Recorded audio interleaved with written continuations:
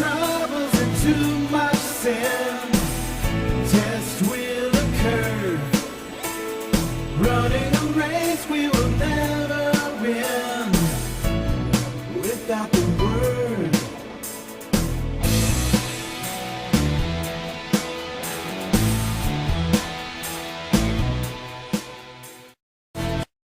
Troubles and too much sin, test will occur.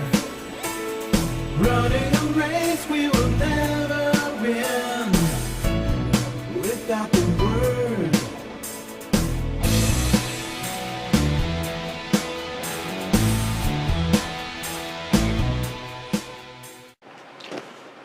Good morning, good day, good evening, good overnight, whenever you happen to be listening to this. Welcome once again to Just Thoughts. Tonight we're going to be doing something a little different. Not necessarily going to do a Bible study per se. We'll probably cover maybe some scripture, but and we will be looking into some definitions from the Bible. But we're going to be doing a talk, and it will be called Earth, Young, Ancient, or Unknown. Now, let me state right off the bat, this talk is not an attack on anybody's beliefs. There are a multitude of beliefs out there in Christianity. Some people think the earth is young, some people think the earth is old, some people think the earth is flat, spherical, what have you. Doesn't really matter. That's not the purpose that we're here for. We're here in this earth age, in this time, and all through this time to make a choice between good and evil, between wrong and right, between God and Satan or the flesh. So, again, the subject, Earth, Young, Ancient, or Unknown. We're going to start off with introduction and thoughts. I have so many things that I would like to talk about, and it's really hard to know where to begin because I have so many notes. I have been working on this for a very long time. So I will pick some random points and try to make sense to my listeners as I go about discussing these things. And hopefully using logic and common sense as touching on what we're going to be talking about here. Sometimes I think that God has purposely cloaked many things from our understanding. In other words, we don't really know what the true exact age of Earth is. It could be billions of years old. Some believe it could be only 6,000, 7,000 years old. I am not here to attack any of these people for their beliefs, but simply to point out some alternative points of view that I have understood, or that I believe I understand, let's put it that way. But I will be discussing things that are upon the earth, found on the earth, which are seemingly unexplainable, and they may never be able to be answered to the full as to what they are, why they're here, or these other big questions. I kind of believe that this is all a test of faith. A test to see whether God's children will listen to His Word or listen to the doctrines and theories and ideas of mankind. Because mankind goes around trying to explain everything with science, with human logic, that is to say based on what the flesh can see, and based upon the evidences that they look at. However, sometimes the interpretation of the evidence is kind of skewed in one direction or another. I don't think there's anyone who fully understands everything, and as a matter of fact, I can say that quite factually. Nobody does understand everything. Nor can anyone fully explain, the answers to the big questions. There are things that can be explained from our Father's Word to a certain satisfaction that we all find in our Father's Word. There are things which science can reveal to us. But in the end, it comes down to faith.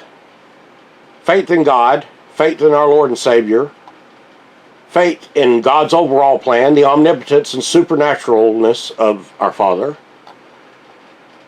Most everything talked about here, and I'm going to give you a spoiler warning, is going to lead to further and deeper questions. We will probably never understand many of these things. However, I am going to point out some alternatives to what is basically being taught out there, or what's being shown even here on YouTube, and what's being taught in schools and institutions around the country. There are so many things in this world which defy logic, which defy full explanation. From things like the buildings found on the bottom of the ocean where former cities once stood, the Nazca lines in Peru, pyramids found around the world, objects found out of time and place.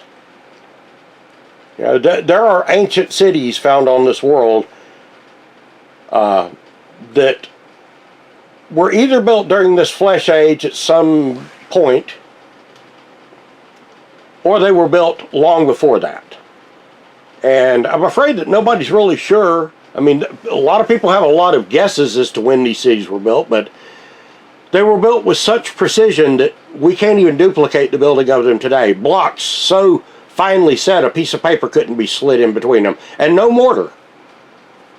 Blocks cut in certain ways that we can't duplicate to this very day with tools that we don't know and understand. So my guess is they were either built in the first Earth age and they are remainders of the world that was, or if they were done in this Earth age, they were probably done, you know, under the direction of Nephilim, fallen angels. But there are ancient cities which seem to predate mankind by a substantial amount of time. But we are told over and over again that they were built by primitive cultures. And the people that tell us this said, well, they had superior knowledge. Though what they really seem to have had was bows, arrows, spears, flint sharpened rocks, in some cases, in other parts of the world, chariots, horses, ox pulling carts. And somehow these people created these magnificent buildings, but even though they supposedly created these magnificent buildings, they lived around them in little thatch huts. Little tiny wooden and thatch huts, or grass huts even. This has never really made sense to me. But somehow we're told that they created these great monuments.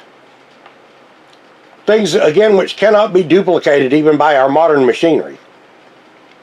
So, when one looks at this objectively, what can we say of this? It doesn't make sense. Maybe, just perhaps, they did not build them at all. Maybe they came into the land and found them and claimed them. Held ceremonies there. Maybe they thought they were places of the gods. Who knows? Or perhaps, if they did have any hand in building them, then they had help. Not from aliens or alien, people from other planets or other galaxies, but from Nephilim.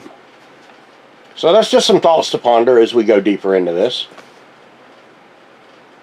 We have things on this earth which show us that Earth seems to have a great amount of age on it. Petrified forests. Ancient inland seas that are now gone. Coal. Salt mines which are very deep, which apparently were laid down over a great period of time. Great glacial lakes which were once there that are no longer there. And the evidence of these things is found on every single continent in the world.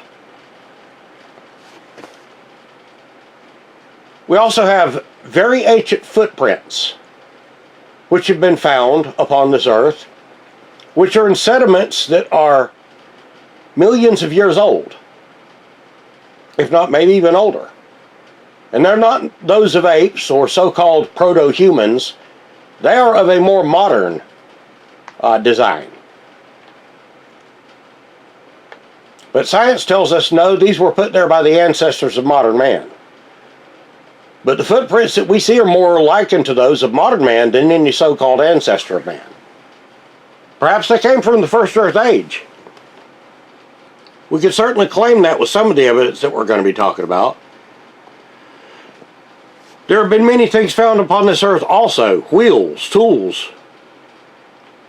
And I'm not talking about old tools like flint rocks or, things put together by a primitive people. I'm talking about much newer design tools that look like they belong to the 20th, 21st century. Many unknown objects and instruments which no one really has any idea about who built or when they were put here. And they have been found in sediments which suggest that they were there for millions of years. Unless someone's pulling the wool over our eyes. Now, that's also entirely possible, but through some of the documentation that's been done, it looks as though they are in sediments that are very, very, very extremely old.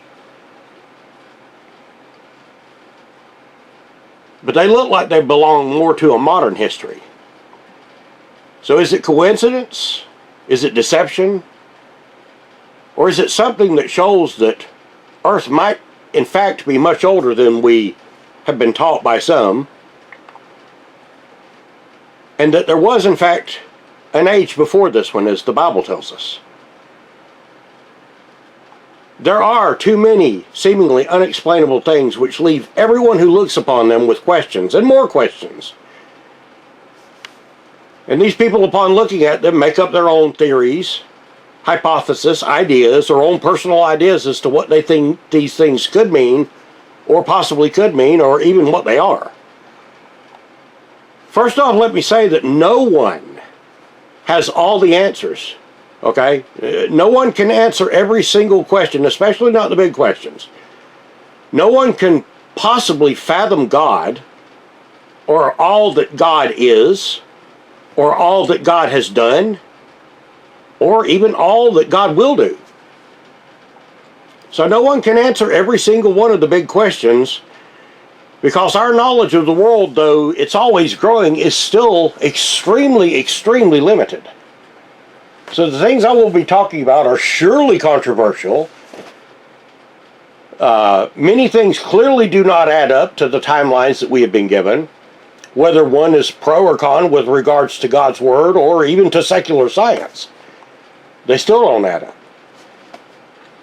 As many of you know, I tried to do a lot of research on many things.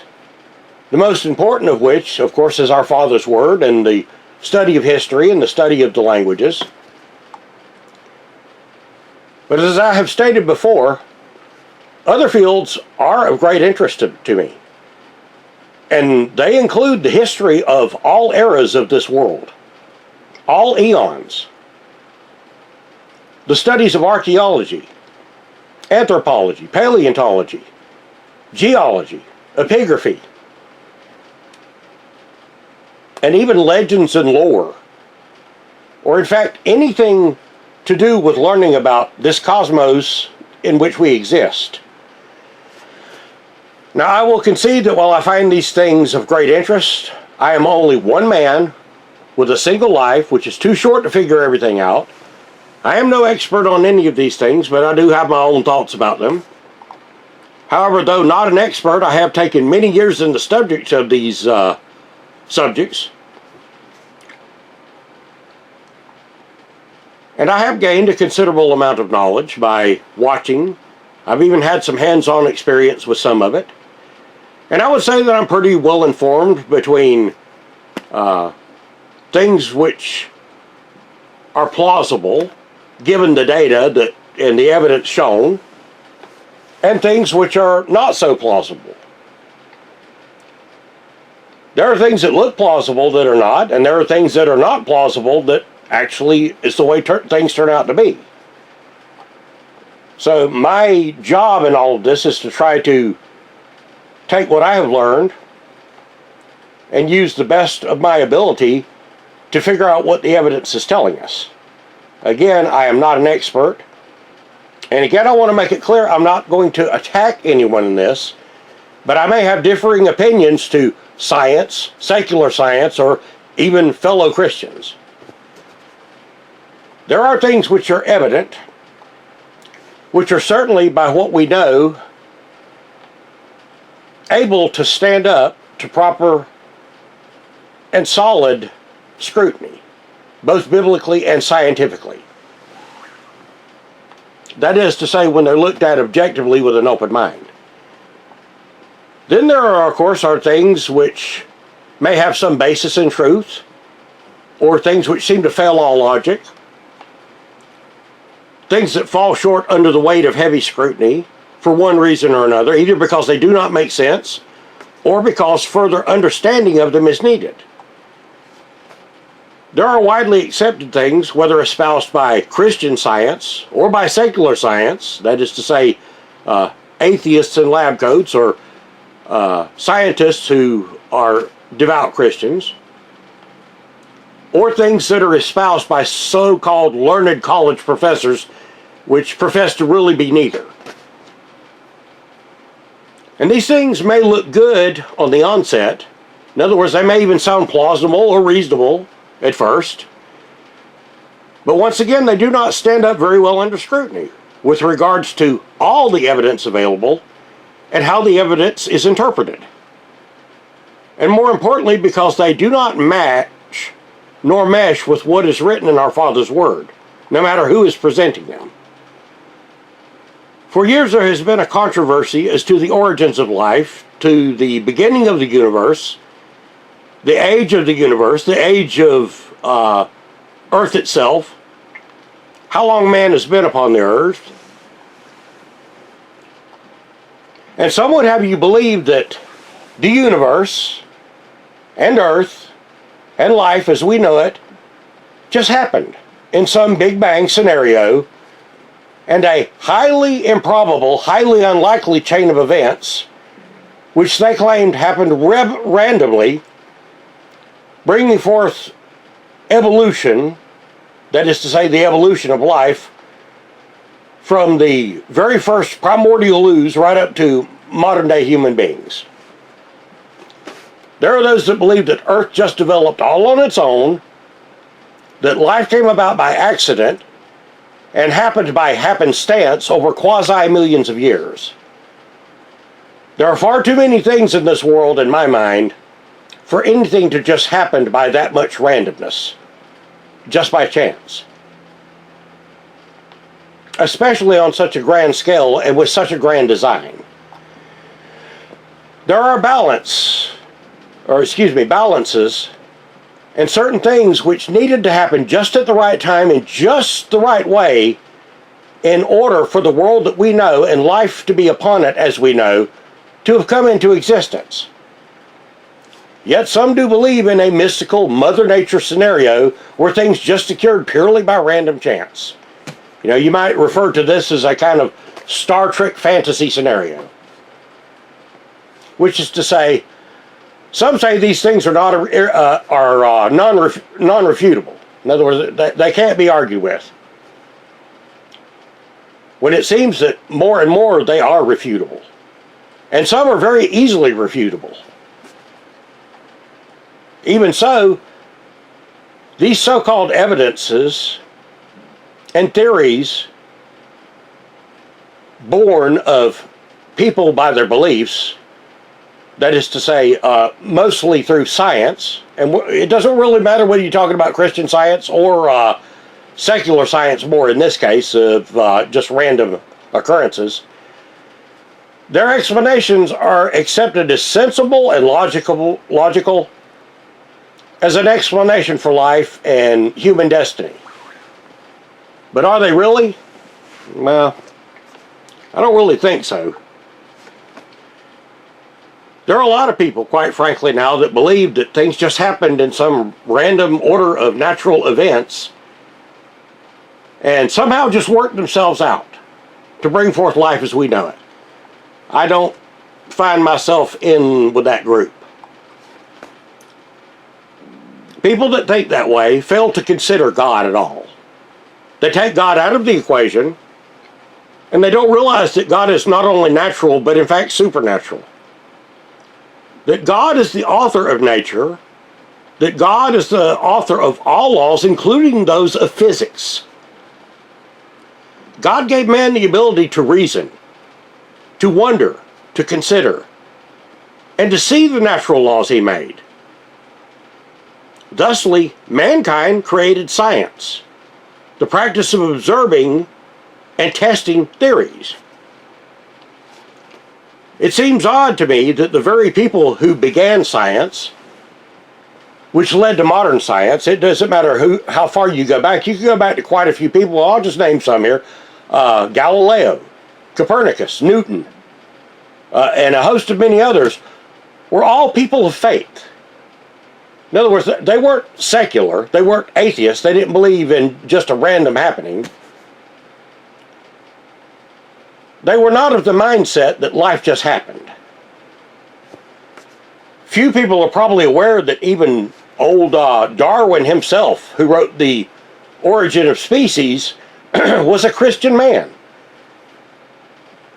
And Darwin himself, in the preface and first chapters of his book, said, if any one thing was not accounted for in his theory, or if there was some future discovery that did not pan out, then his entire theory would collapse like a house of cards. Again, none of these people who began science were out to disprove God, nor creation by God, but rather to understand how it came about by God's hand. However, in the years since these men have lived and postulated their ideas and theories, others have come along and morphed the work of their minds into a more modern science with a more secular agenda, rather than a purely scientific method as originally was intended.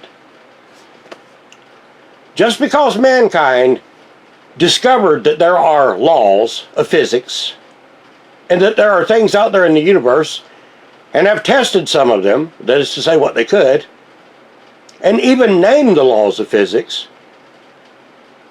and have accounted for the fact that they do in fact exist, that in reality does not mean that mankind created physics, nor the laws of physics, nor can man explain fully how and why they happen, why they work, and why they never fail.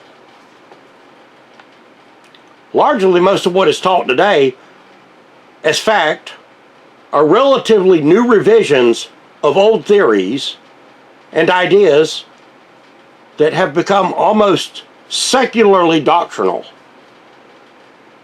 Yet modern science feels as though these new revisions, these new ideas, are not supposed to be quibbled with or argued with.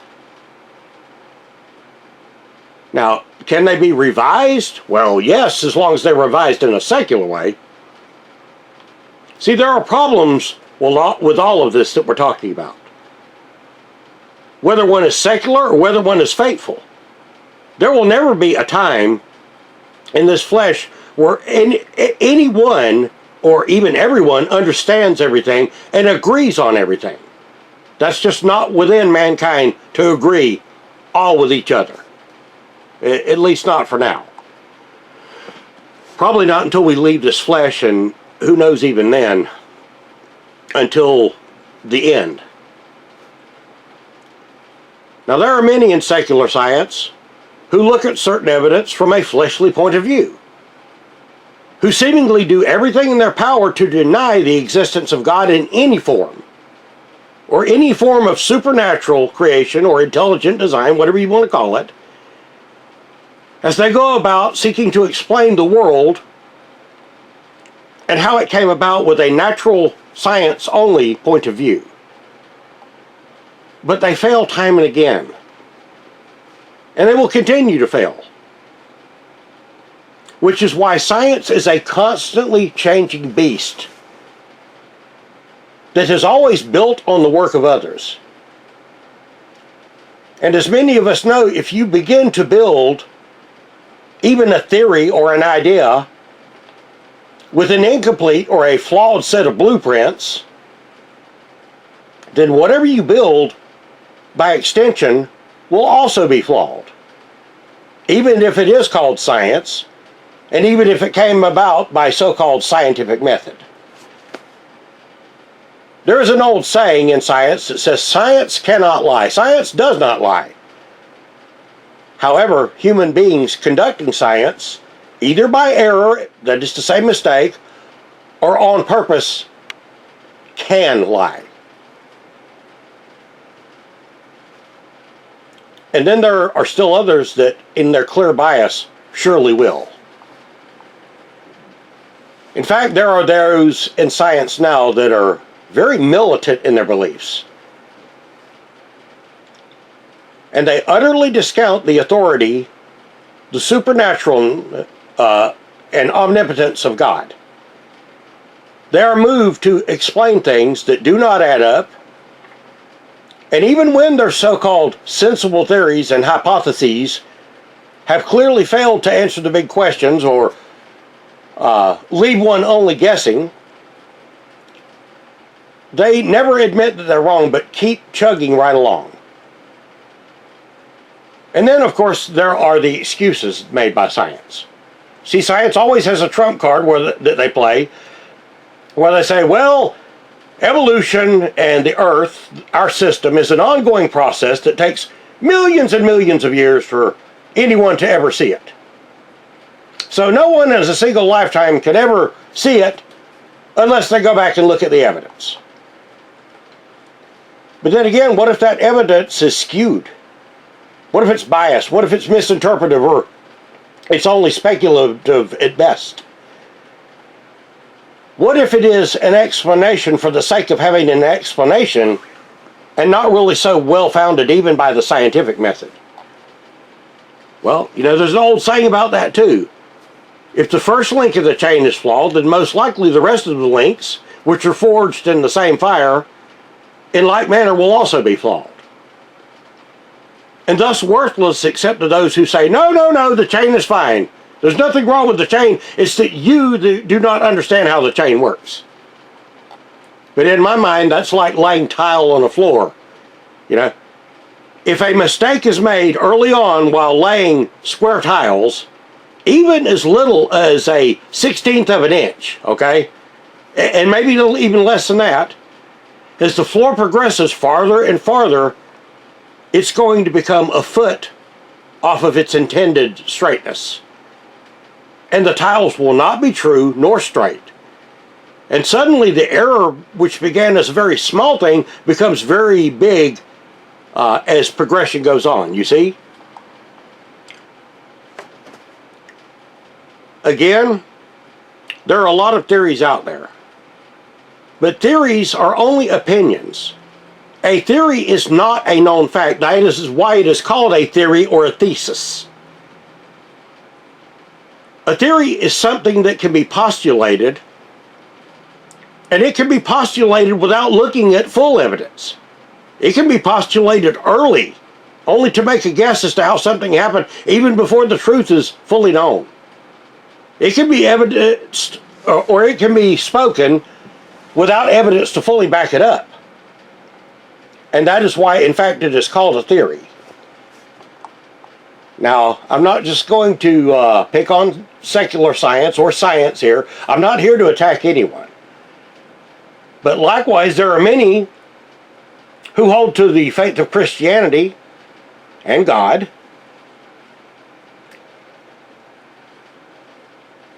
and they hold to the theory of, the belief in creation by God, who in their zeal to prove God's creation with science,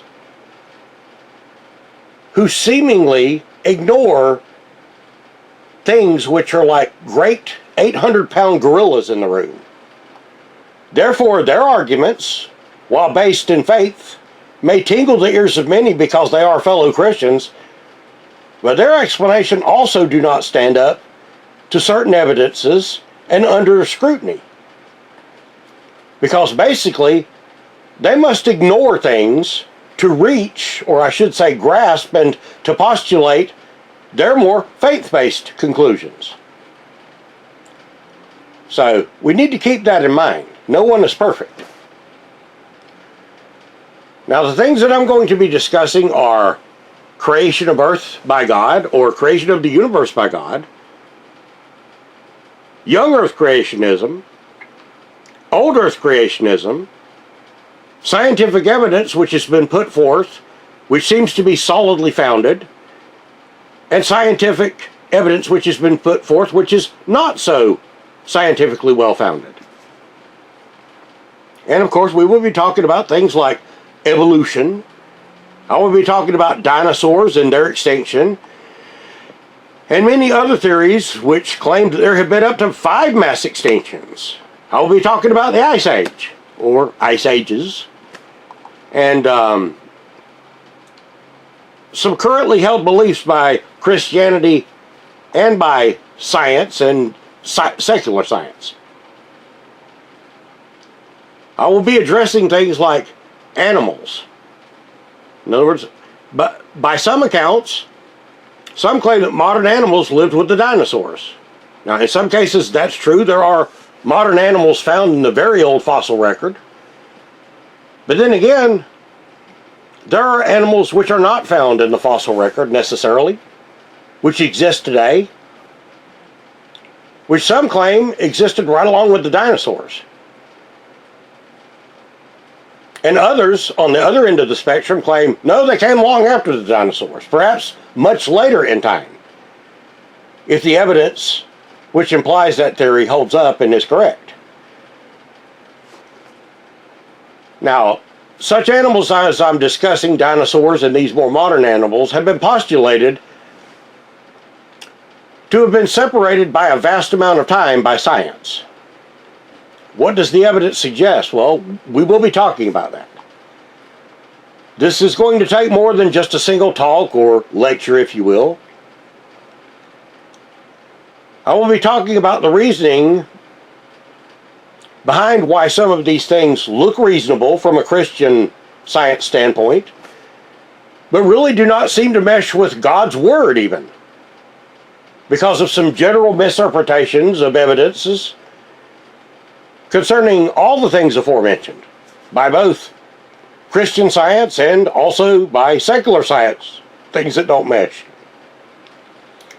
There are arguments and hypotheses amongst scientists on both sides of the aisle, and large amounts of disagreement within both of these communities. In other words, secular scientists who don't agree with other secular scientists, scientists who don't agree with scientists, Christian scientists who don't agree with Christian scientists, Christian scientists who don't agree with Christians, and so on and so forth.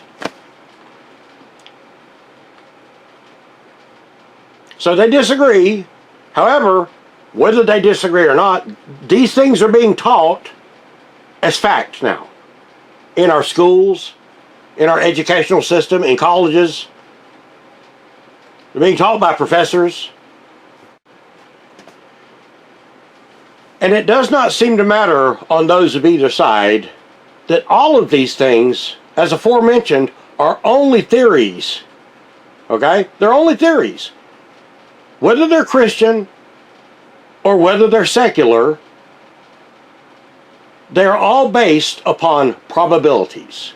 That is to say, best guesses. Mathematical equations. But if the math is not done correctly, then guess what? The answer will be wrong. And they are explanations for the order of things. Whether they're right or whether they're wrong, we may never know. We will also see how the work of those who first hypothesized these things have been built onto over the years by others, and see whether they have borne out to be true or are still just merely speculation, merely theories, suited to fit a person of this particular view or a person of that particular view, or a group with a view, whether they're secular or Christian. Now, one thing that must be understood here is in the human experience, we must understand that not all scientists, even purely secular ones, have evil intents in their hearts to forward only lies. Rather, largely, the majority of scientists, whether secular or whether Christian or whether they are of some other religion, are in fact on a quest for knowledge and understanding. And the fact that some scientists do not have God as their faith does not mean that all of their work, that all of their theories are wrong, or even that all of them are incorrect. Why? Because even a broken clock can be right twice a day. Likewise, that does not mean that we have to believe them just because they made a hypothesis or a theory. The reverse is true also of Christianity. Just because someone is Christian and has a theory or an explanation does not make it so that their explanation is an absolute and that it is not disputable at all. In our existence, many secular scientists and Christian scientists sadly have become biased and base their conclusions, their theses, their beliefs on the evidence which they see with their eyes, but are also born out of their perspectives. And that makes their interpretations fallible. And with so many dissenting opinions or deeply held beliefs, so many may not understand what the evidence they are seeing is actually pointing to. Nor do they consider the sources of the evidence that they are given. In other words, where it came from. Again, much is based off the works of others, which came before. Many of these things are newly sprang up ideas, and they say that they're not disputable, but they are disputable. And it really doesn't matter. Most of these people are deemed to be so-called experts in their particular fields of study. This in no wise makes them, nor their theories, absolutes and absolutely true. Again, none of us can fathom God, the working of the hand of God. We may only know what God gives us to know. And as we know, when it comes to science, when it comes to evidence, when it comes to many things, looks can be deceiving. Things are not always what they appear to be. Whether one is grounded in faith, or whether one is grounded in science alone. In my mind, if people shut God out of the equation, then they're already on a losing side. However, as I said before, people of a scientific mind that are on a quest for answers aren't necessarily wrong just because they may not believe in God.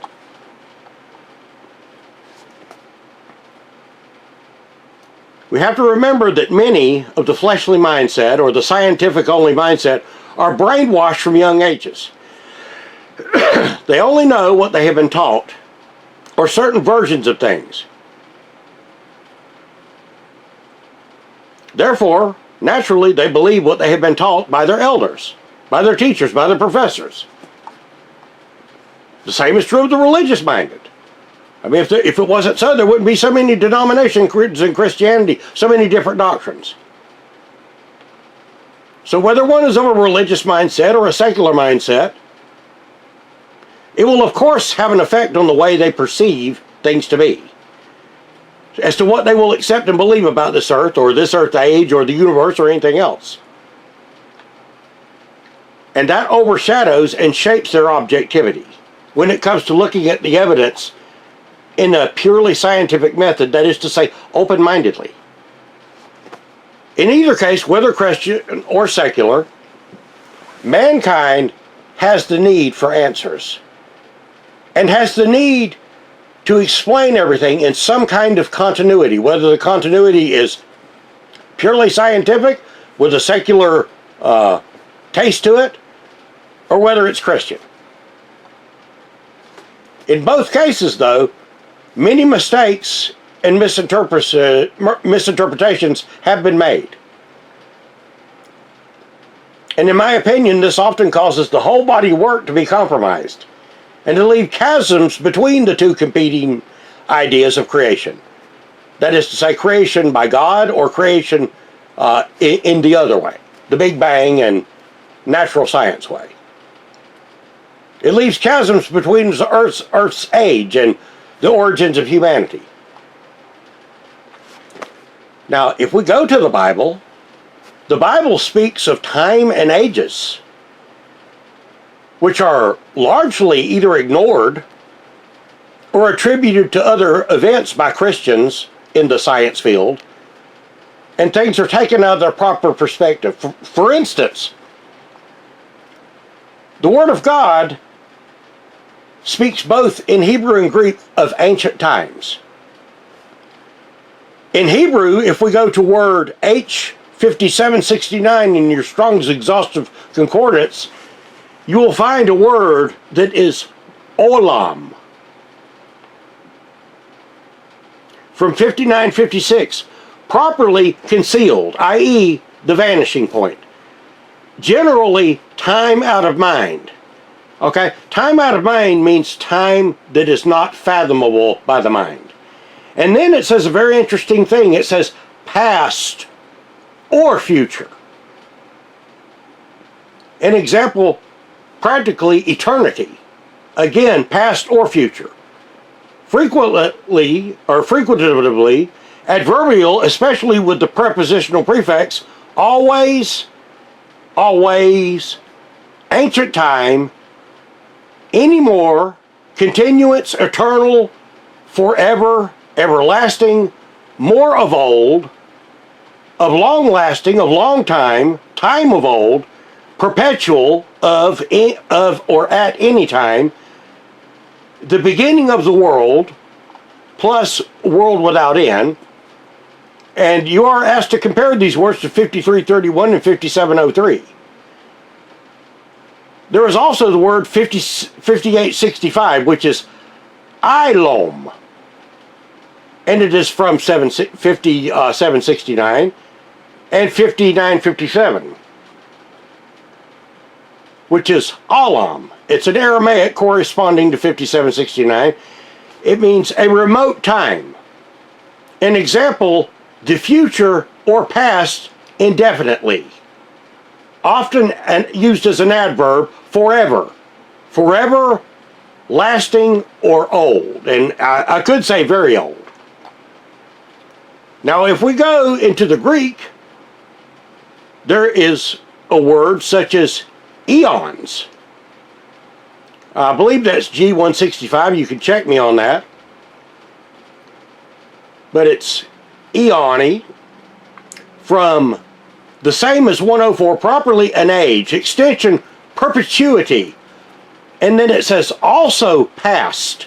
In other words, an age past. By implication, the world. And then it says specially Jewish, a messianic period. And then it says present or future. And then it says age, course, eternal, forever, forevermore. Beginning of the, while the world began, without end. And again, it tells you to compare to 5550. And then there is G166, Aeonios, from 165, which means perpetual, also used of past time, or past and future as well. Eternal, forever, everlasting, world began. In other words, we're talking about an extreme amount of age here. And then we have word 5550, chronos, of uncertain derivation. In other words, not sure which language it comes from. A space of time in general, and thus properly distinguished from 2540, which designates a fixed or special occasion, and from 165, which denotes a particular period. What was denoted by one particular period? A past age. or interval, by extension, an individual, opportunity, by implication, a delay, years old, season, space, oftentimes a while. You see, the Bible speaks of men of old, and the Bible speaks of men of old. Well, that makes a lot of sense, don't it? Let me try that again. The Bible speaks of men of old, and it speaks of ages of old. Okay, but these things are apparently brushed over by certain people. Specifically, the people, I think, that believe in young earth, which, you know, I don't want to make anyone mad, and I'm not attacking anyone, but I don't happen to believe that earth is only 6,000 or 7,000 years old, and I think the evidence of the timeline of the Bible by itself would certainly tell us that the earth is at least 13, maybe 14,000 years old. But we'll look into that as we go on. Now, let's get back to secular science for a minute. Secular science does not believe in God nor in Satan. So for them, everything written in the Bible is silly superstition or just another religion formulated by men, written by men. And so, of course, it's easy for them to dismiss things and be convinced by their own views and their own conceit and to look at the evidence with a skewed eye. In other words, they have no understanding of the three world ages, as mentioned in 2 Peter chapter 3, but likewise, there are quite a lot of Christians who don't understand what the three earth ages are. The three world ages. I do have a study on that point, by the way, if you're interested in hearing it. Nor do they believe in Lucifer, that is to say, they don't believe in Satan, naturally they don't believe in Lucifer, and they don't even know when Lucifer would have rebelled against God and the consequences of those events. And when I say this, naturally science doesn't believe that. So since they don't believe in Lucifer, and they don't believe in a rebellion against God, they believe in a natural science continuity. But of the Christians that believe in the young earth theory, when do they think that Lucifer rebelled against God? And what do they think the consequences of his rebellion against God was? When do they think that his tail drew the 1/3 of stars from heaven? You know, what do they think the book of Job is talking about when it speaks of the stars of heaven, the sons of God, singing together?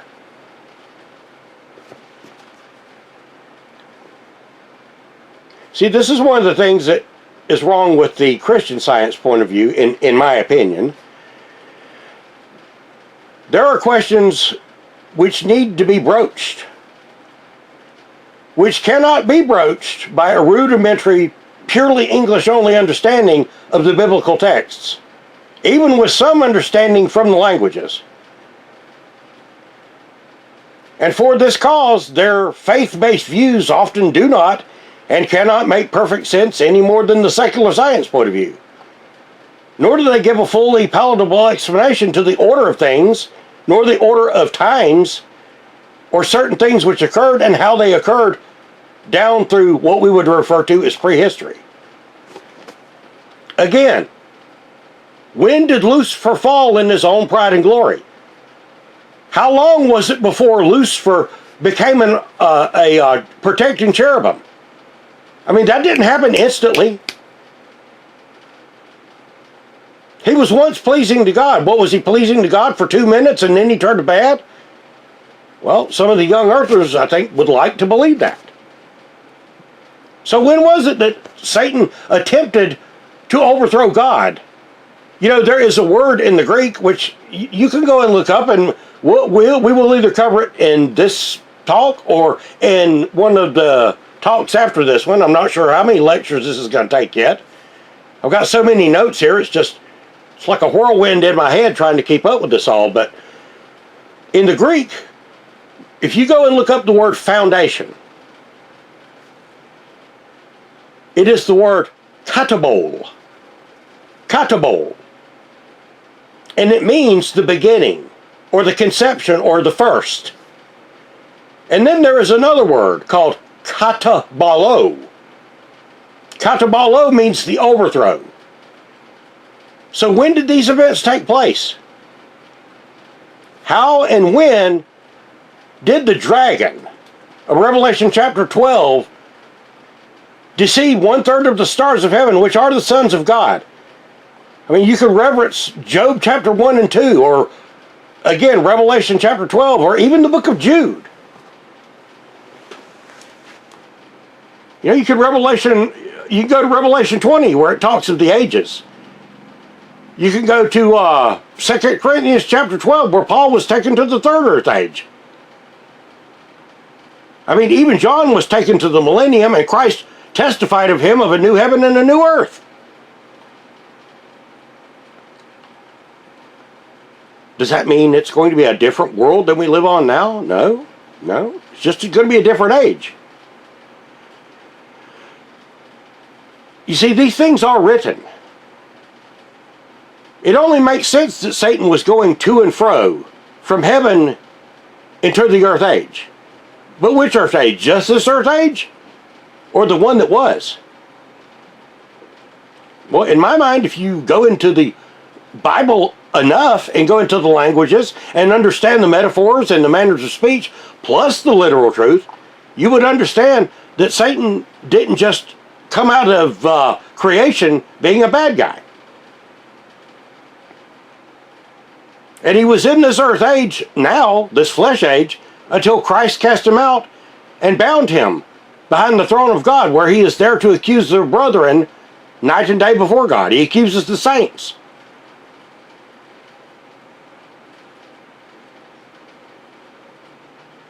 So, how did Satan deceive the heavens and the earth, causing this great katabalo, or overthrow?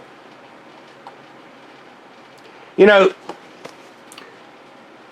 I have been studying history, science, these disciplines that I've been talking about, these scientific methods, for years.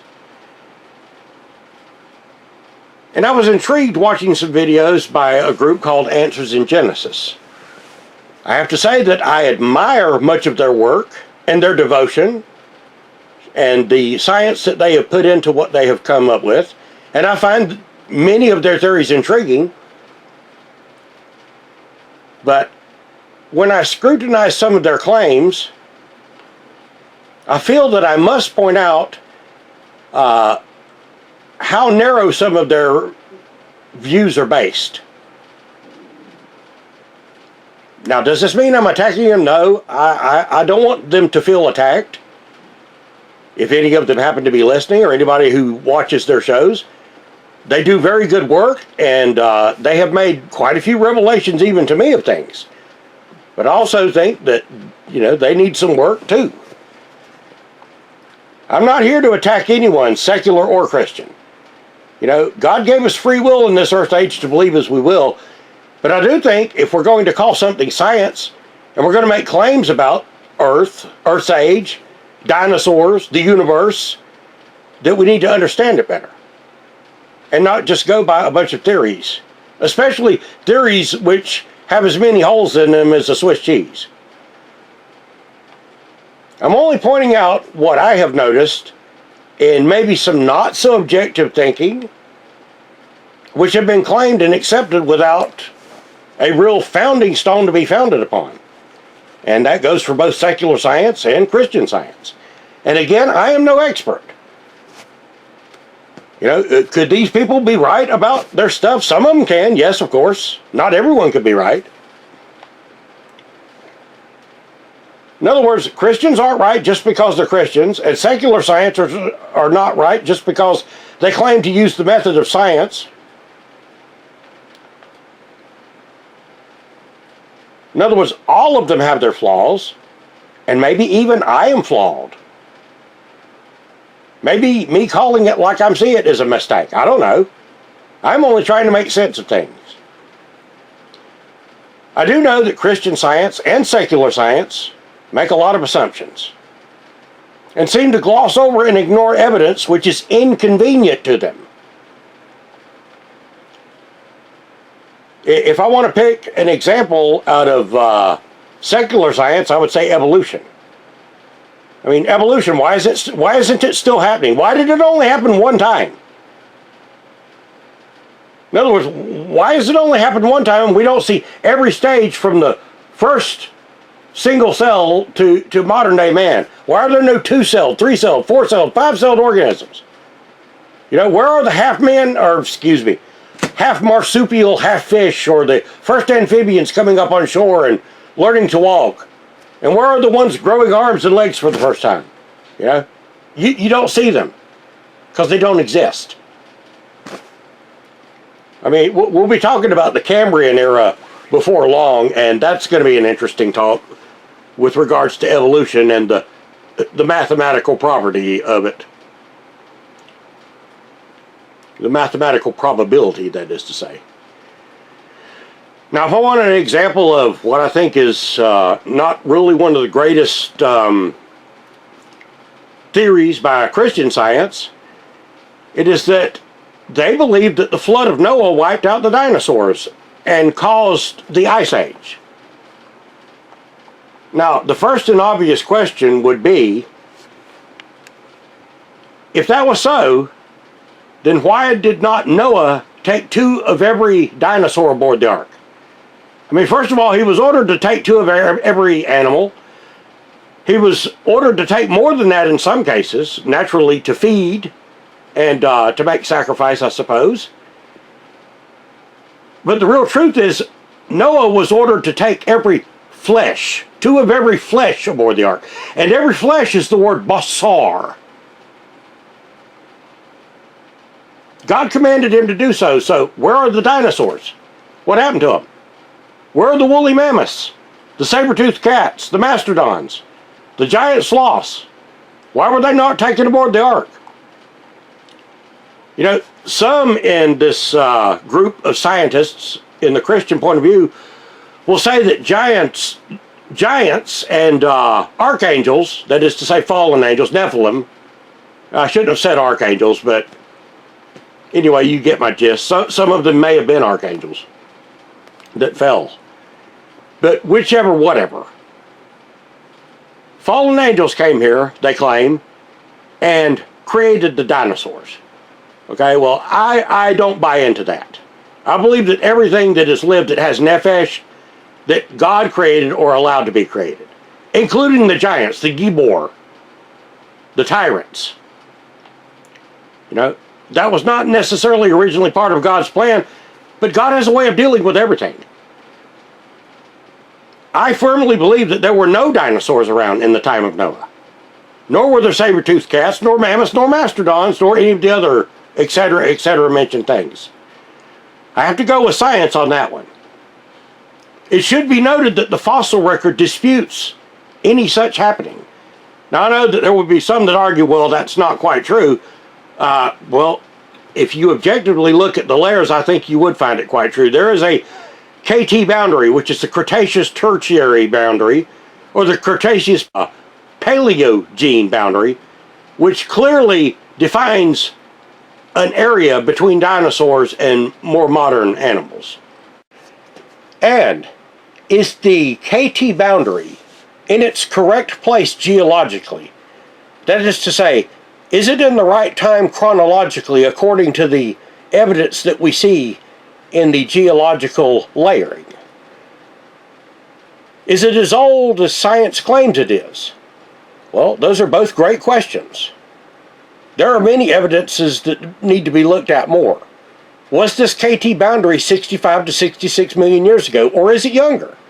Again, another good question. We'll be exploring that. Maybe not in this particular talk, but maybe in the next one, or the one after that, or however many it takes.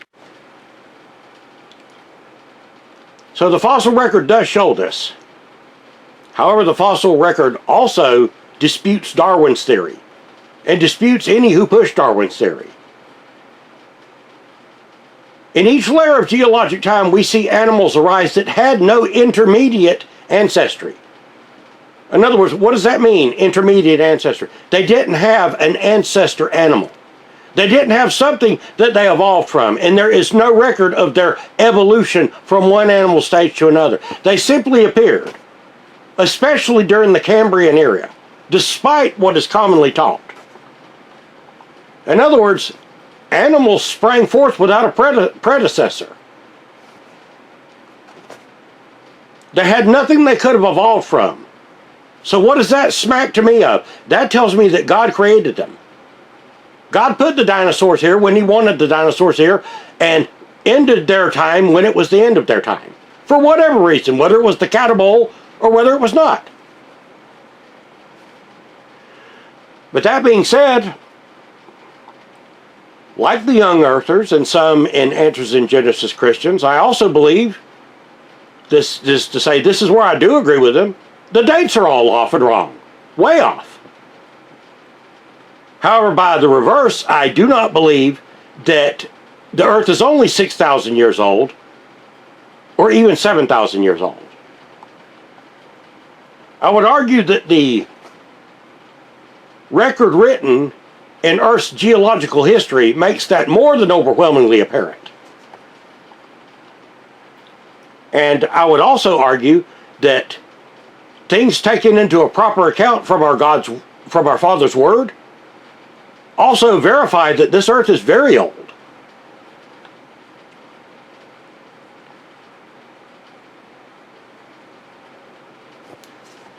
Now, let me look for something. Okay. My conclusion in this, whatever this portion is, the introduction and thoughts, or whether we're already into the talk here, is that there are footprints. Well, I shouldn't say my conclusion. My conclusion about this particular thing. There are footprints, which I alluded to earlier, which are on the sides of mountains which were once on a flat plain, which are now stood up. Okay? And not only that, they are found in and under the soil in places like Texas, Arizona,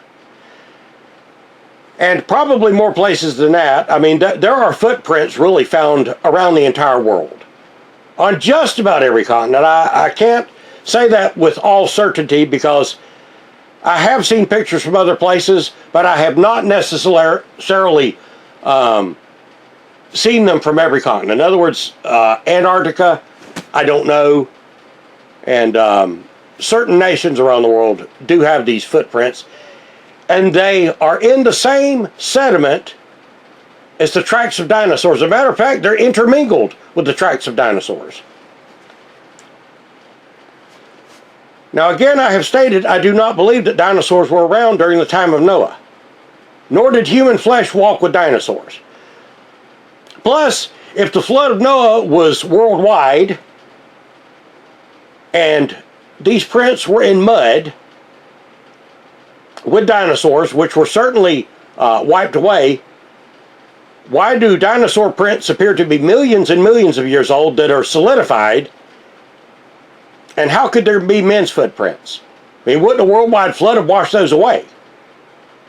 Well, I rather think so. Since it's able to cut through canyons and the erosion that we've seen that water can do, I believe, as stated earlier, that man, in the form of God as he was created, was here in the first earth age. That our souls are vastly older than our flesh bodies.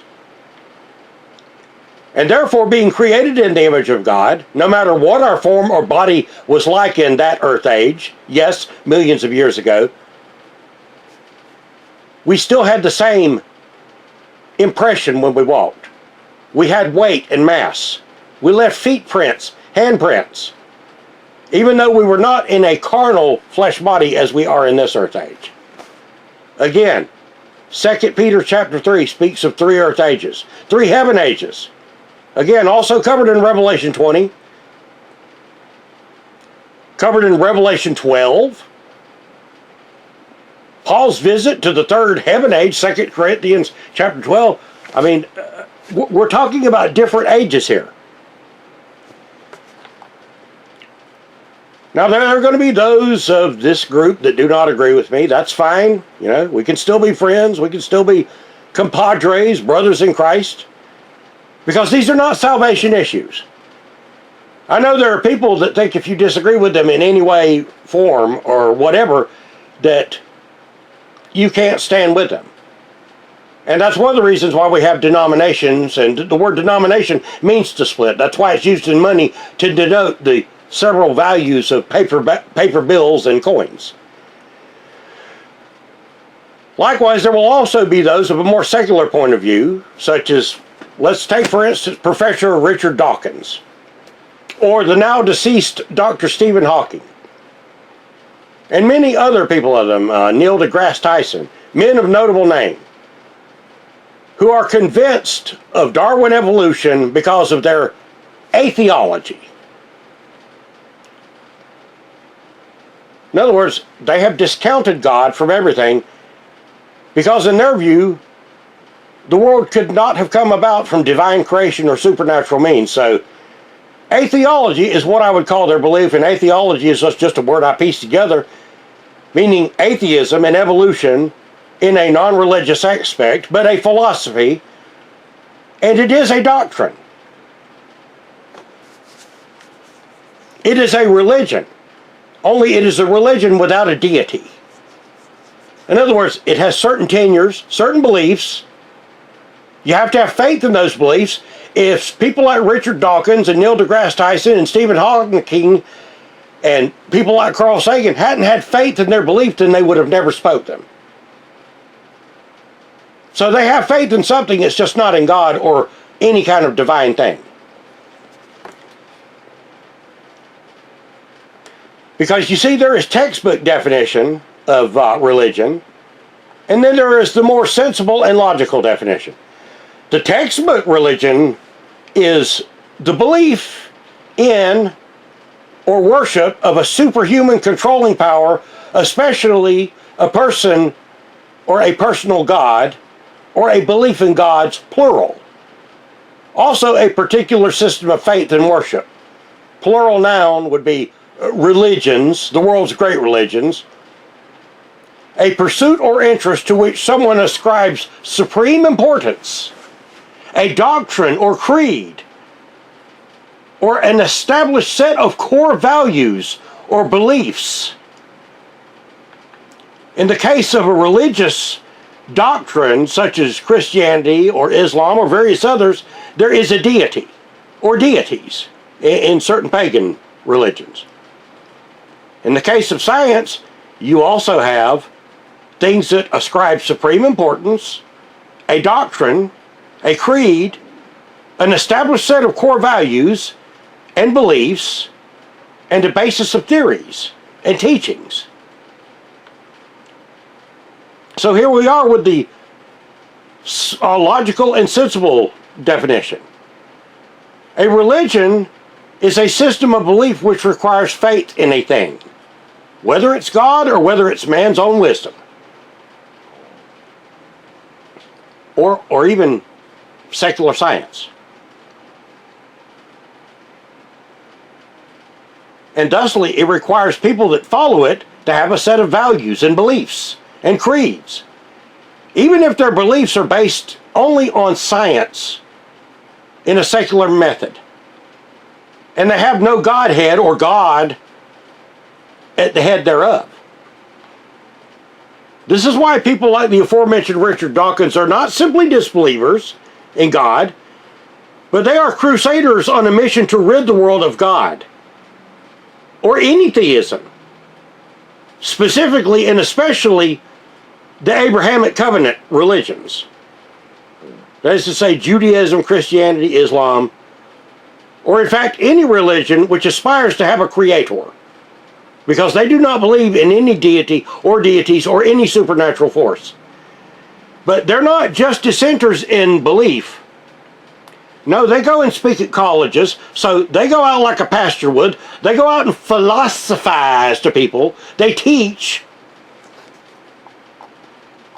Are they not preachers for that particular doctrine in which they hold to? But let's look at a positive thing here.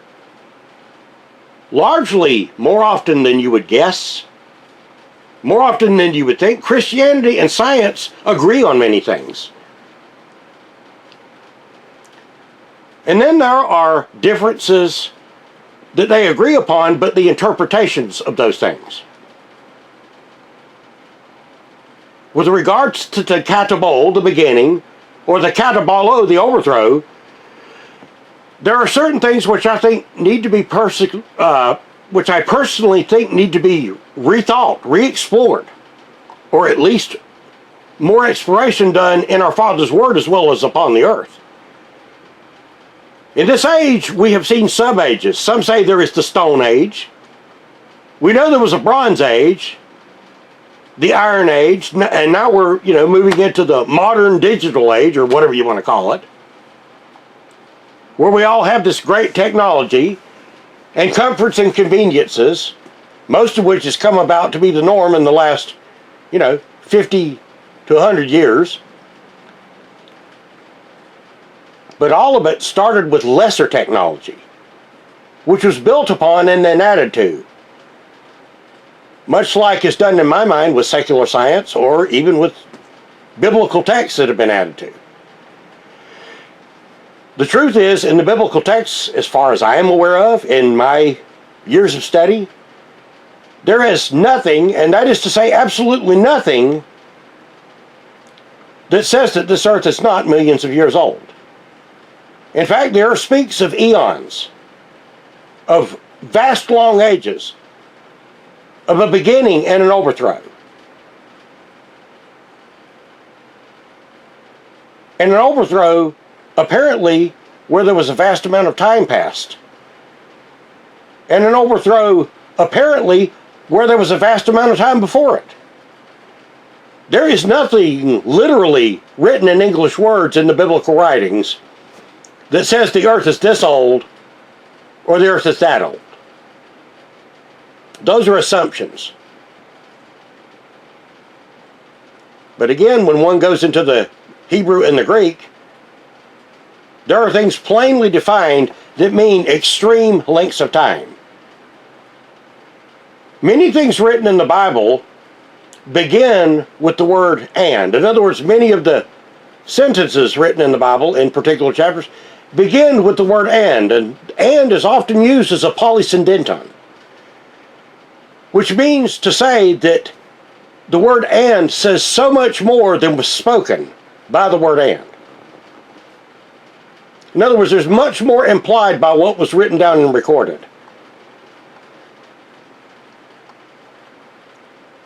It is possible, by reading the Bible, that farther spans of time than are supposed did in fact take place, which today, at our point where we are in history, men are simply no longer aware of or have never known of. I do not believe such spans of time would complicate or contradict the biblical writings. I do not believe that saying there was an age before this one, a first earth and heaven age, this flesh age, and another age to come, is contrary to the Bible. I know that from reading about the first earth age, we all lived in whatever form or body we were in at that time. There were cities and technologies which we do not understand to this day, which we find now. Cities on the bottom of oceans, which were supposedly there 120,000 years ago, 150,000 years ago, or longer. There are things which science cannot explain, and there are things that, well, quite frankly, young earthers cannot explain. But that the Bible can explain when it's dug out of it. There are things found upon this earth called upas. That's objects out of place and really out of time. Such as the footprints that we aforementioned on the side of a mountain that was once on a flat plain near a lake.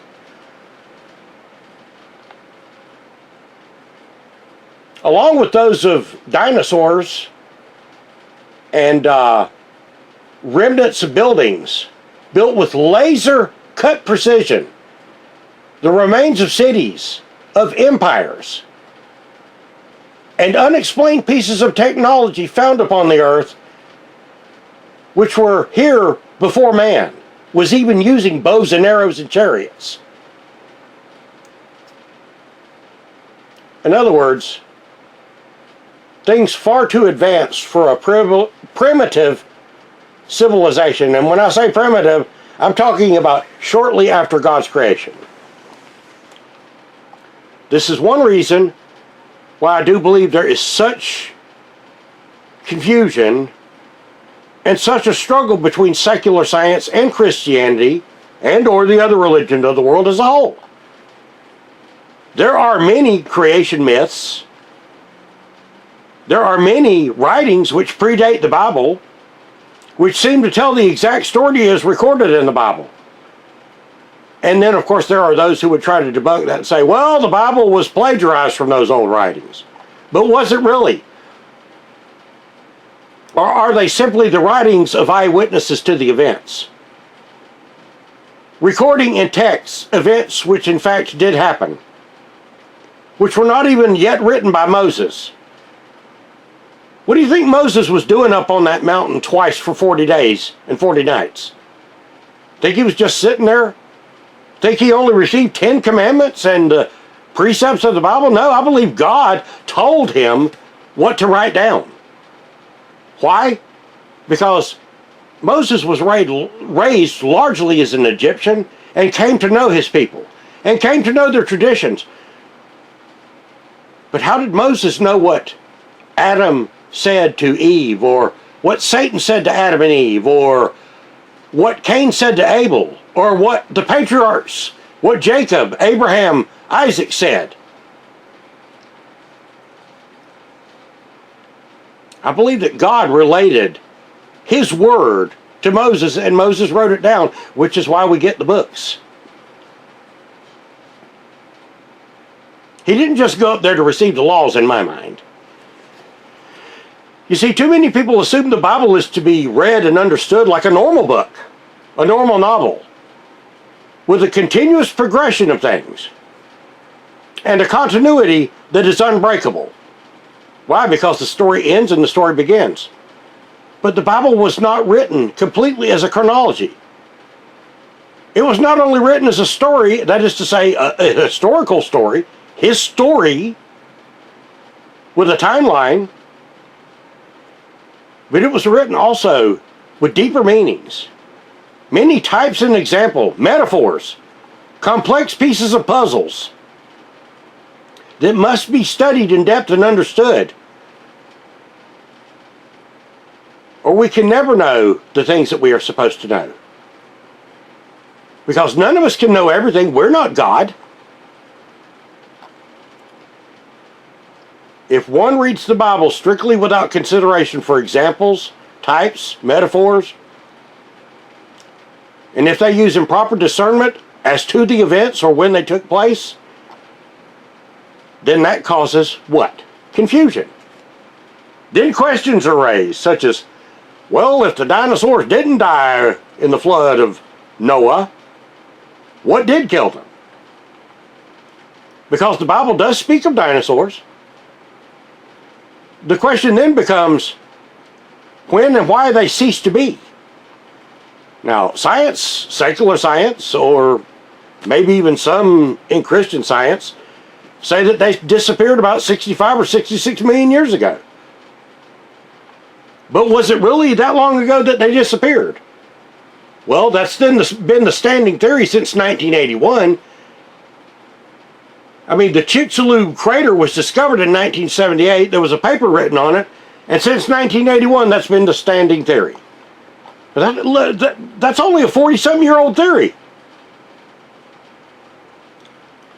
No doubt most of you have seen or at least heard of the theory of the large meteor that hit the Earth, going 20 times faster than the speed of sound, or 40 times faster than the speed of sound, supposedly the size of Mount Everest.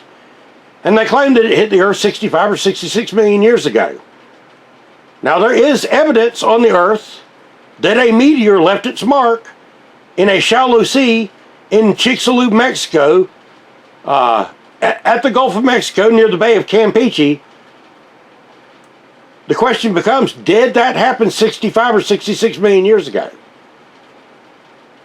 Well, it is most certainly a fact that a large meteor or somebody hit the Earth there. But it does not seem to add up to the full when we come to the timeline. But again, like I said, that theory is just over 40-something years old. Before that theory was ever espoused in 1981, it was assumed by science that dinosaurs had only been dead for a few million years. Perhaps 2 or 5 million years ago. That was a widely accepted theory before the Chicxulub crater was found.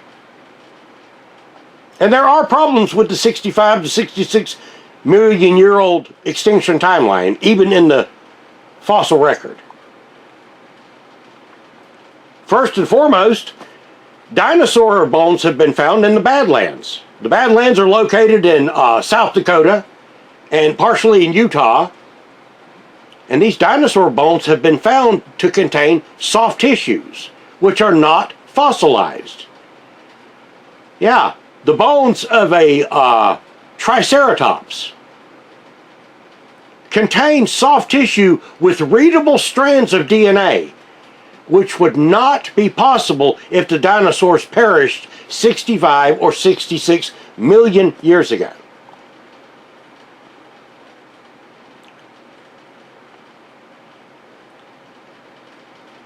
But let's say the dinosaurs disappeared 5 million years ago or 2 million years ago. This is when scientists claim the Ice Age came about. Is it not possible that if dinosaur bones were preserved in ice and they weren't crushed over by a glacier, or even if they were and pushed down deeper into the soil and frozen in permafrost for a very, very long time, that they could have unfrozen, say, starting about 15,000 years ago, and they would still have soft flesh in them? I mean, I would think that's entirely possible. But there becomes a problem with that. We also find contained in the same ice mastodons, tigers, lions, bears. So then we're back at a conundrum. Now, by the reverse, the Christian community, that is to say, the Answers in Genesis people, claim that dinosaurs were created along with mankind. That's another highly improbable claim, and I believe it's due to Job, the book of Job, around chapter 38 to 40. And, I'll get to that later on. I don't really want to go into that right now, but God said, I made behemoth with thee. Okay, but when were our souls created? That's what it comes down to. Is he talking about the flesh man, Job, that God's talking to? You remember, God's dressing Job down at this point. He's not happy with him. He says, where were you when I created the earth? Where were you when I put the fasteners upon it? Where were you when I stretched out the stars of heaven? You see, so we get into all kinds of problems there. Now, they also claim, these Genesis answer people, claim that the dinosaurs were not carnivorous. That they ate plants. In other words, they were mostly herbivores, even though some have long teeth and some have grinding teeth. That doesn't really make sense at all. Especially since even in our own world, in our own cosmos now, we have animals that are carnivores with long, sharp teeth, and we have animals that are herbivores that, much like our modern elephants and others that have flat teeth. So you can take that for what it's worth to you.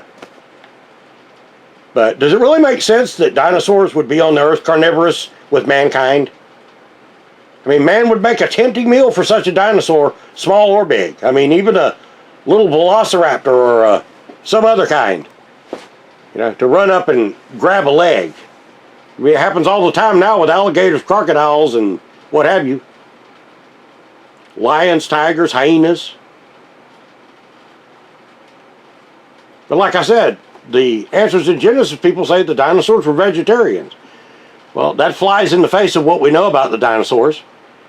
Flies in the face of their design, and it flies in the face of the ribs that have been found in their bellies. That is to say, there have been T-Rexes, Allosaurs, and various other dinosaurs that have been found with apparently the remains of other dinosaurs inside of their bodies, where their stomachs would have been, in their guts. And we have found dinosaurs with teeth striations in their bones. From a T-Rex, from an Allosaur. So, you know, that's where things kind of don't make sense to me. It looks awfully lot when you look at the evidence that they had eaten a nice meal before they died. And whatever killed them, it doesn't matter. And again, God made animals in this age to be carnivores and herbivores, and even people now are vegans and, you know, carnivorous. And again, the Genesis Christians claim that Nephilim created the dinosaurs by gene splicing and modification.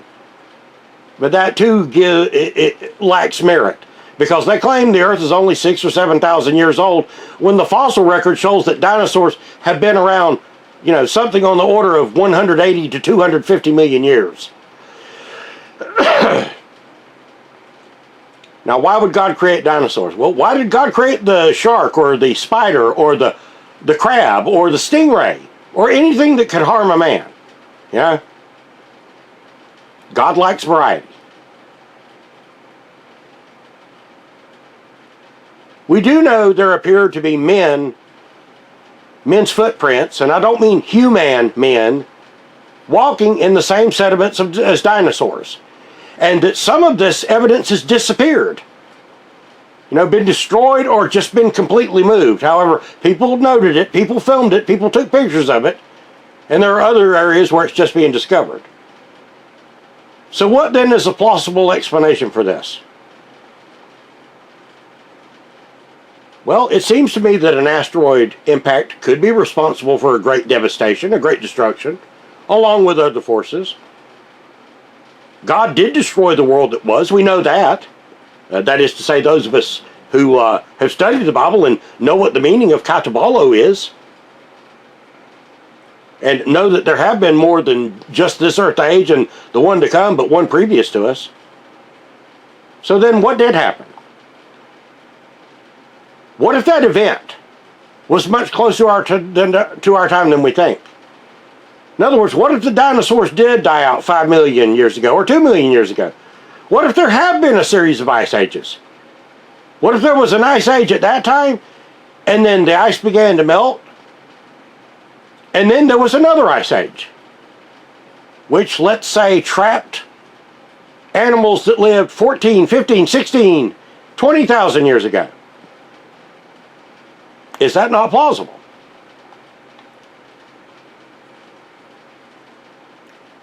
What if a meteor impact struck this planet instantly, not only destroying some of the animals by explosions and seismic activity, the fire and ash clouds and tsunamis, which most certainly would have happened, but also that asteroid blew away part of the atmosphere long enough for space, sub-zero temperatures, to touch the Earth, even for only a fraction of time?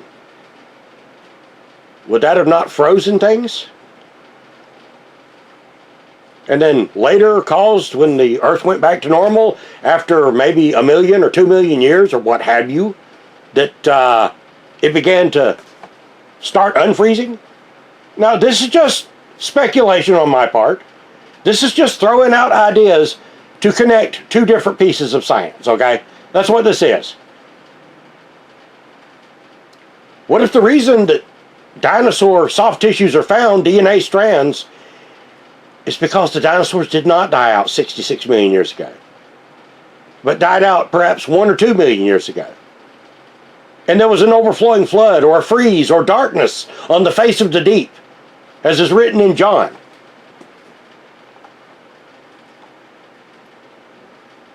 And what if the katabalo was real, and it did bring out an ice age, or maybe several ice ages, due to events as God allowed things to progress?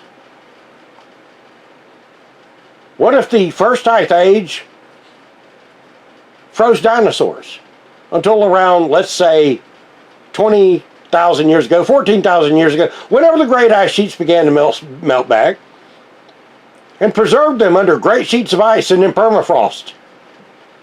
And when the glaciers finally backed off of them and the sun baked down on them long enough, and then scientists came along into the Badlands, found their skulls and found, lo and behold, soft tissues and even skin in the mud. In other words, not the skin itself, it's long gone, but the outline of skin in the mud, the texture. That seems more plausible to me than what is currently believed by science, in either case, Christian or otherwise, secular. And it would also likely explain why there are footprints of the living, that is to say, beings in the image of man upon the earth, and dinosaur tracks in the very same sediment. However, in that lies the very big problem, again, of the mammoths, the mastodon, the bears, the saber-toothed cats. There would have had to have been more than one ice age, most probably.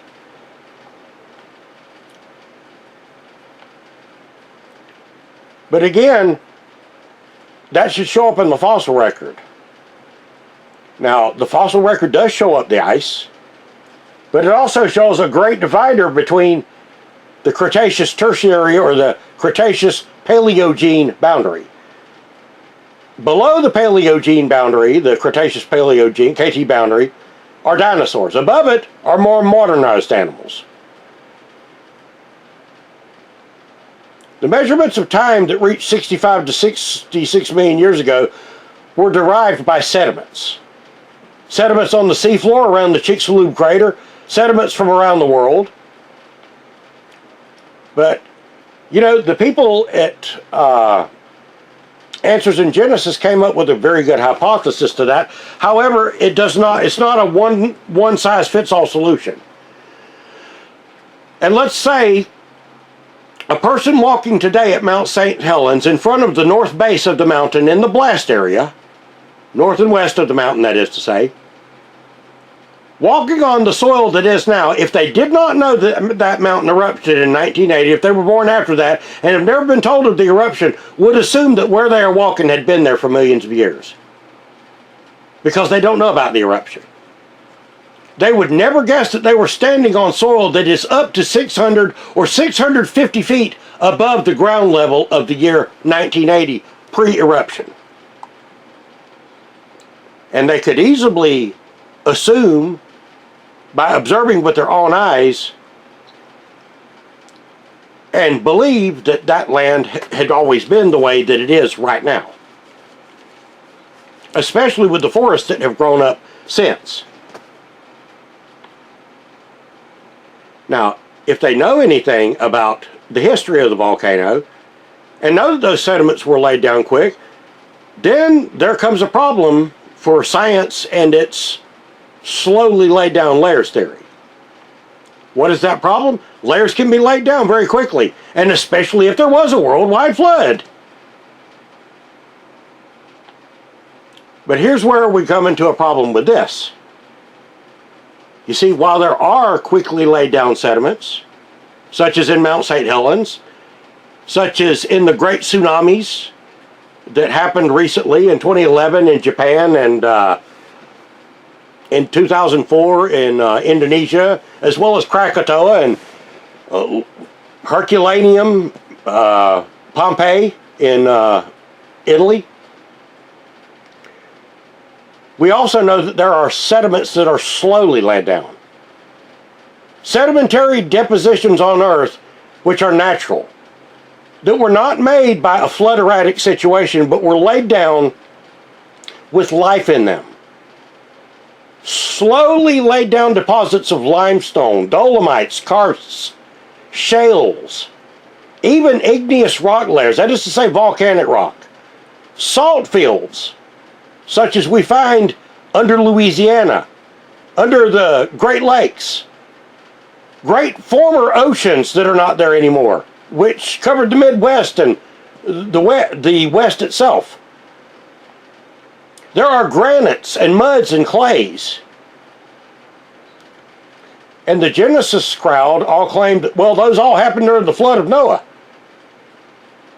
But the evidence against that is much stronger than all of the layers being laid down over the last 6,000 or 7,000 years. Rather, the evidence is much more strongly for millions or even billions of years. Naturally preserving fossils and specimens which lived in those ancient seas, upon those ancient lands, which were not killed in a flood or a great tumult, or even a disaster. Now, while there are volcanic disasters which killed things, while there are floods that killed things, there are also evidence of things that simply died and formed coral over millions and millions and millions of years. And that is sharply ignored by this Christian group. And the thing is, if you're going to preach something as though it's gospel, and especially something defending God and the Bible and the Word of God, then you have to answer such questions. You cannot just merely assume that coral all piled up in one place, to a length of so many thousand feet, and was just thrown there. Especially when it was not thrown there. Especially when there are great coral beds all over the earth. Some out in deeper water where it was once shallower. And again, I feel the same about secular science and what they view or assume about the Chicxulub crater and the sediments laid down around it, saying that everything was killed off 65 or 66 million years ago. They base this also on layer and dating, but not carbon dating, because no carbon dating reaches back that far. Now, the carbon dating done on the skulls found in the Badlands by the Christian group, they claim were 6,000 years old. I don't think that carbon dating was correct either. Don't think you're going to find, I think it is skewed. In other words, carbon dating dated the Shroud of Turin at one point, and they dated it at about the 12th century. And then more learned people came along and realized, hey, there was a fire. It put carbon into the material. That's why they dated it then. And now they know that it actually came from not only Israel, but it came from the time of Christ.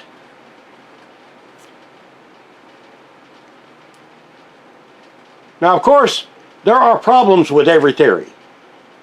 Again, I sometimes think that God doesn't really want us to know. He wants us to test our faith, and our faith upon Christ and upon what He's given us, rather than the evidence that we see with our eyes. Because the dinosaur extinction was separated by this boundary. And I'll mention it one more time, the Cretaceous-Tertiary boundary. The Cretaceous-Paleocene or Paleogene boundary, in which there's a substantial amount of time difference, but I'm not so sure it's 65, 66 million years. I feel that the boundary could be pushed much closer to our own time than most think or theorize. But if so, we still have to answer the questions about the mammoths, the saber-toothed cats, the large armadillos, the larger turtles than usual, and animals that reared up after the dinosaurs and supposedly evolved between, 2 and 5 million years ago, as espoused by science.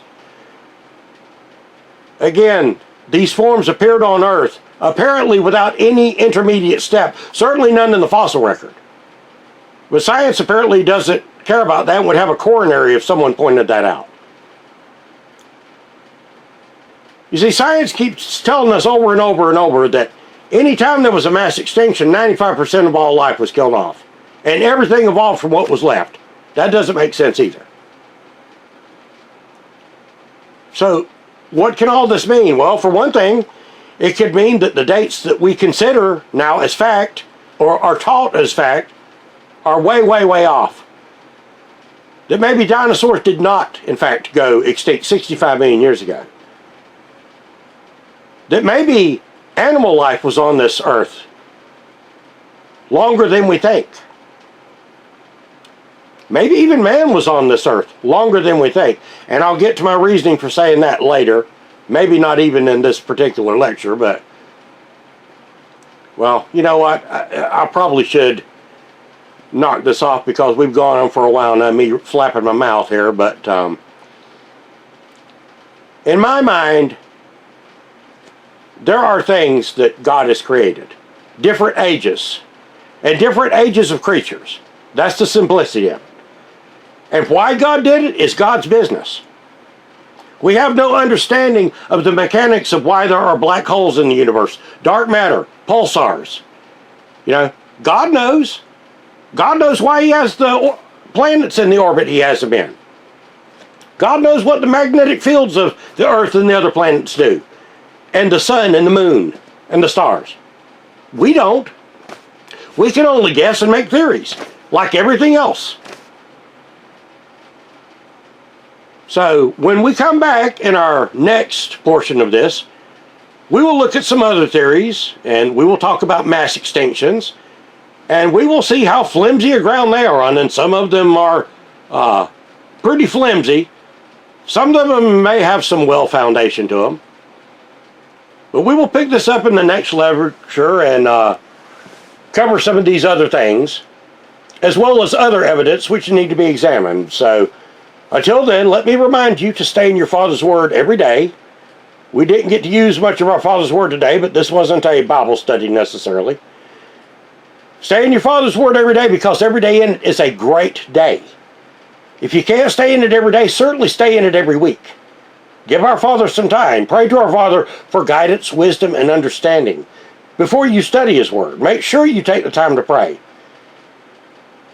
And brothers and sisters, above all, pray for those that are walking in darkness. You know, use the tools that God gave us to understand His Word. The Strong's Exhaustive Concordance, the J.P. Green's Interlinear, the Smith's Bible Dictionary, the E.W. Bullinger Companion Bible, the Masoretic Text, the Septuagint.